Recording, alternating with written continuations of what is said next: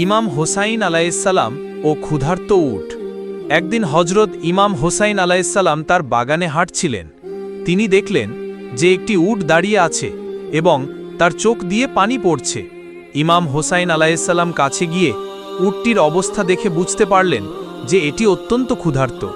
তিনি অত্যন্ত দুঃখিত হলেন এবং সঙ্গে সঙ্গে তার কর্মচারীকে ডেকে বললেন, এই উটটি কার? তোমরা কি এর প্রতি কোনো যত্ন নাও না? এর চোখে পানি কেন?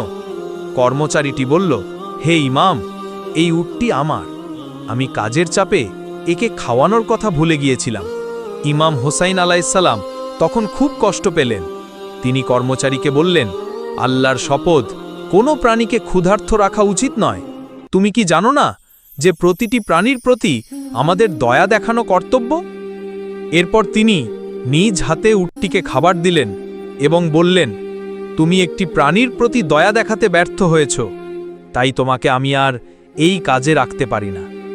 এই ঘটনা থেকে আমরা হজরত ইমাম হোসাইন আলাইহিসসালামের মহান হৃদয়ের পরিচয় পাই। তিনি শুধু মানুষের প্রতিই নয়, বরং প্রাণীর প্রতিও কত দয়ালু ও সহানুভূতিশীল ছিলেন, এই গল্পটি তার প্রমাণ। প্রতিটি প্রাণীর প্রতি দয়া ও মমতা দেখানো যে কত গুরুত্বপূর্ণ, তা তিনি তার কাজের মাধ্যমে আমাদের শিখিয়েছেন।